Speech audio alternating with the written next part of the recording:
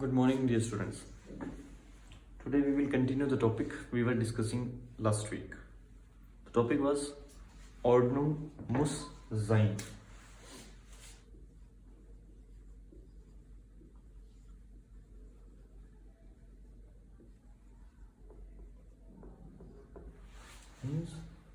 Means we must or follow the discipline. चीज़ें कहाँ रखनी है, कहाँ हैं, उनको exactly उस जगह पे place करना है. So till now we have learned two verbs. First was stellen and second was legen. Stellen and legen दोनों verbs की जो meaning है वो यही है कि किस चीज़ को कैसे पुट कर कहाँ पुट करना है.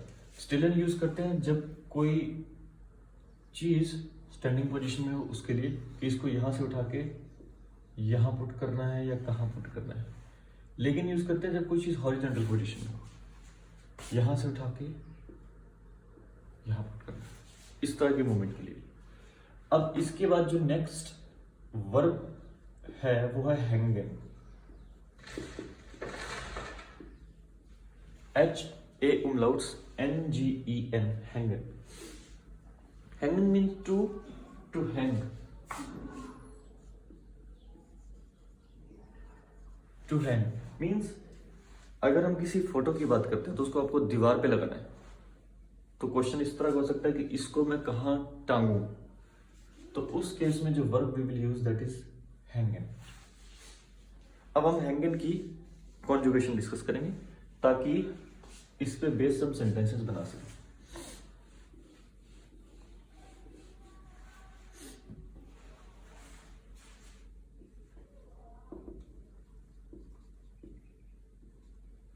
With ich use hängen. With du use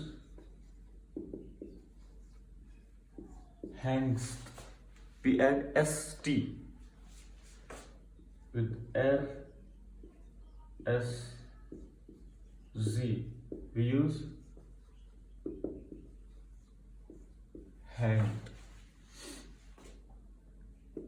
With ear also we use hanged. H-A umlauts N-G-T, hanged. With wear we use hängen. Hängen, infinitive form. And with z, formal you, and z they we use again hängen. So ये है conjugation. अब एक इसमें tricky बात ये है कि Stalin and legend के केस में we learn that both the verbs are always accusative. कि जब मोशन की बात हो तब हम स्टेलन और लेगन को यूज करेंगे. लेकिन ये जो हैंगन वर्ब है this can be used in both the forms. Means ये एक्यूजेटिव फॉर्म में भी यूज हो सकती है और डेटिव फॉर्म में भी यूज हो सकती है. एक्यूजेटिव और डेटिव फॉर्म का हमें पता कैसे लगेगा? How will we know that this is accusative और this is dative form? For that we have to see if the sentence we are making is in motion और कांस्टेंट और have a fix position. We have to check that. For example, और accusative का मतलब क्या है कि हमें verb के बाद में आने वाला जो भी ऑब्जेक्ट रहेगा we have to change its article, right? Okay, if the question is वो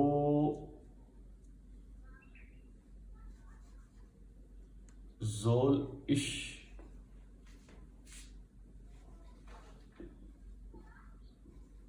these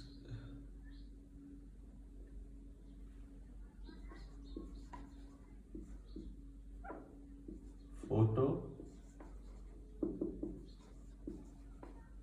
hängen. क्वेश्चन हो सकता है कि वो soll ich diese Foto hängen. Where should I hang this photo, या क्वेश्चन हो सकता है वो हिम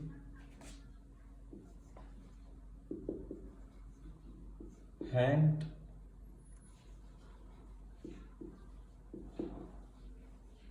दस बिल्ड, या फिर क्वेश्चन ये हो सकता है कि ये फोटो कहां पे लटके, कहां पे टांगी जाएगी।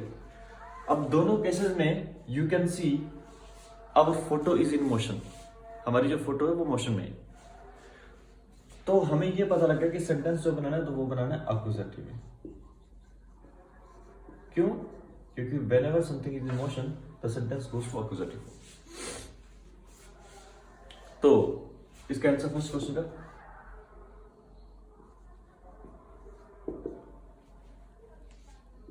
Ich hänge, नहीं, क्वेश्चन है कि मैं फोटो को कहां टांगू, तो आंसर होगा तुम। सो du hängst diese Foto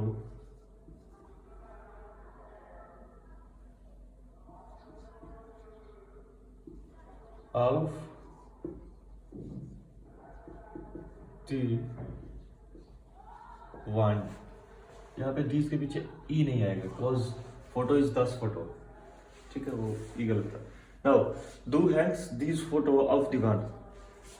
दीवान क्या होता है? दीवान होता है दीवार, दीवार, दीवान, वान मैंने दीवार।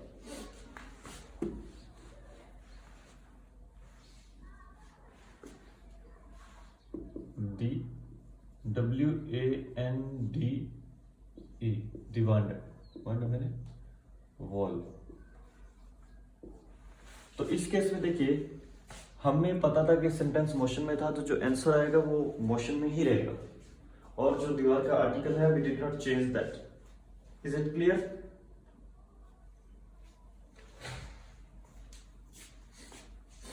ओके,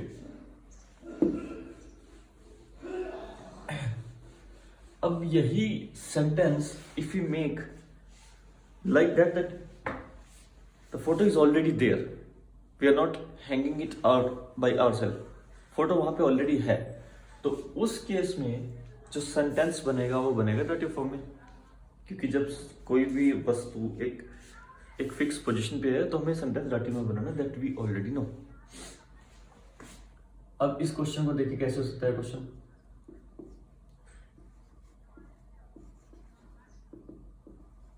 वो हैंड दास बिल्ड, फोटो कहां टंगी हुई है? अब वो फोटो ऑलरेडी एक पोजीशन पे है, तो हम क्या बनेंगे? आंसर इसका डाट, अब ये एक ही फिक्स पोजीशन थी, क्वेश्चन जो भी था, अब आंसर उसका डाटी में आएगा। सो आंसर बनेगा दस बिल्ड, दस बिल्ड का मतलब भी फोटो होता है, BILD, build, it is also photo. दस बिल्ड हैंड, हैंग टंगी हुई है, कहां पे? मैंने आपको बताया था कि जब किसी चीज की लिमिट की बात करते हैं, मीन्स दीवार के ऊपर टंगी हुई बिल्कुल टच में, तो प्रेपोजिशन यूज होगी ऑन, AN, ऑन। दस बिल्ड हैंग्ड ऑन देयर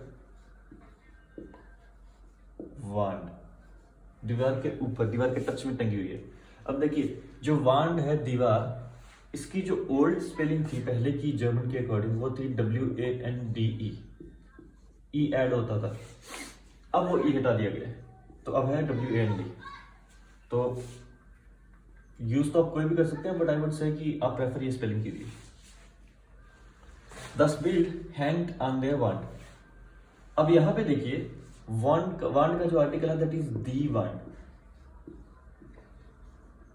दी वांड, क्योंकि सेंटेंस डाटिव फॉर्म में था इसलिए हमने डी को डेयर में चेंज कर दिया।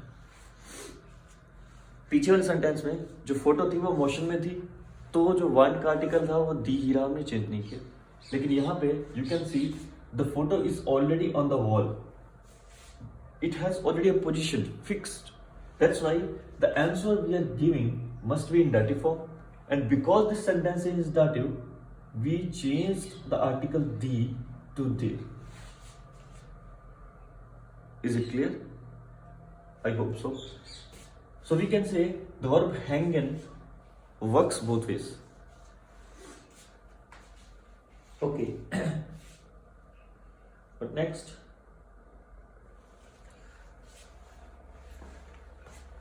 प्रपोजिशंस हमने लास्ट टाइम डिस्कस की थी कि किस पोजीशन का क्या मतलब है।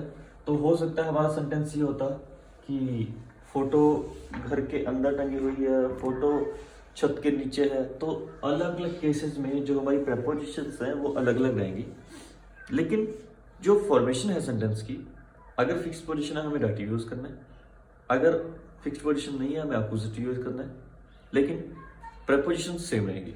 यानी कि प्रपोजिशन जैसे ऑन, आउट, इन, उंटर।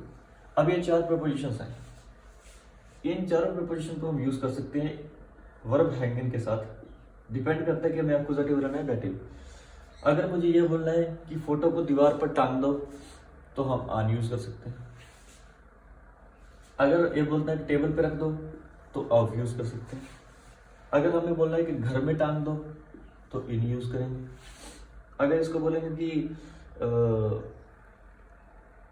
छत के नीचे या फिर इस फ्लोर के नीचे कहीं भी टांग दो तो उस केस में उंटर यूज करेंगे। It means under. अब ये जो सेंटेंसेस थे ये सारे अक्यूजेटिव फॉर्म में आएंगे, क्योंकि क्वेश्चन क्या है कि कहाँ पे टांगे, मींस हमारी फोटो मोशन में है।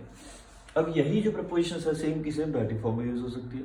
अगर ये पूछा जाए कि फोटो कहाँ है, दीवार पर है। फोटो कहाँ रखी हुई है, टेबल के ऊपर रखी हुई है। फोटो कहाँ लगी है, घर के अंदर लगी है। फोटो कहाँ लगी हुई है, छत के नीचे लगी हुई है। सो सभी केसेस में हम सेंटेंस को अक्यूजेटिव और डाटिव दोनों फॉर्म्स में बना सकते हैं। डिपेंड करता है कि हमें ये चेक करना है weather a sentence is in motion और कांस्टेंट। ओके। अच्छा, इसके बाद आपके सिलेबस में है कंजक्शंस। ये थे simple sentences that we can make, है ना। अब दो सेंटेंसेस को मिला के जब एक सेंटेंस बनता है तो हमें कंजक्शंस की जरूरत पड़ती है। Conjunctions like and, or, but. ये तो किसको क्या बोलते हैं? एंड इज उंड, उंड, उंड। Or is order.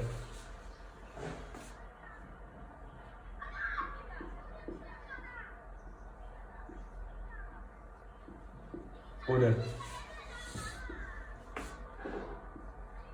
But is aber।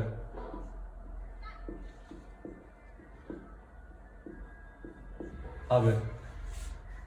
ये है तीन main conjunctions, and, or but.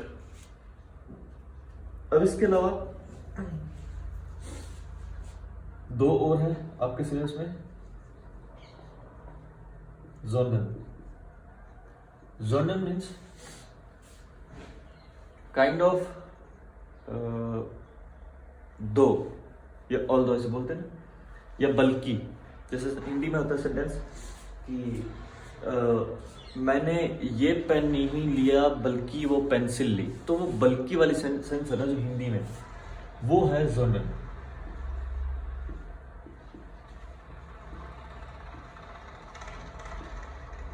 बल्कि और प्रोनाउंसिएशन इसकी जोनल।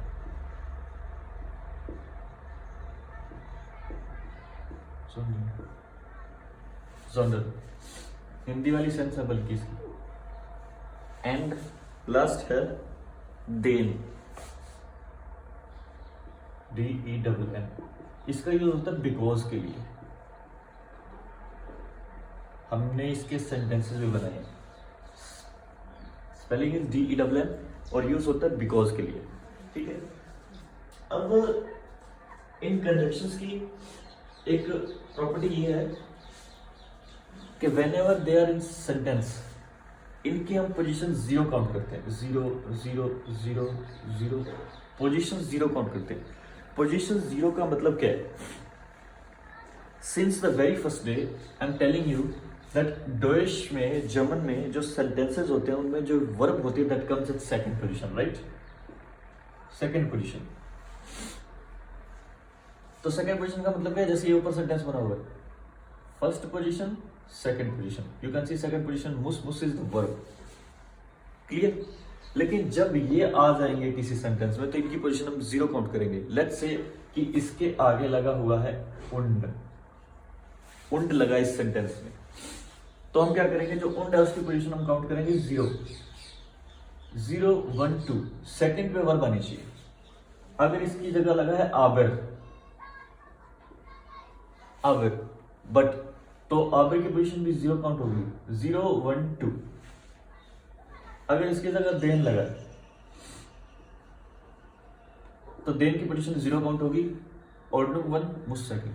सो एनी हाउ अगर इनमें से कोई भी चीज सेंटेंस में प्रेजेंट है, we have to take that position as zero, और उसके बाद वाला जो भी वर्ड आएगा सेंटेंस में that is our first position of any word in that sentence, and in any particular sentence the verb must be at second position.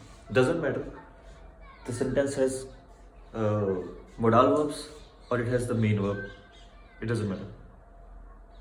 So we have to put the verb at second position, and these conjunctions can be anywhere in the sentence, but that will be counted as a zero position. Okay? अब इसके बाद एक conjunction और है स्वार और our की, वो हम डिस्कस करेंगे बाद में। अभी के लिए इतना ही, अब इस पे ध्यान दीजिए। So thank you very much.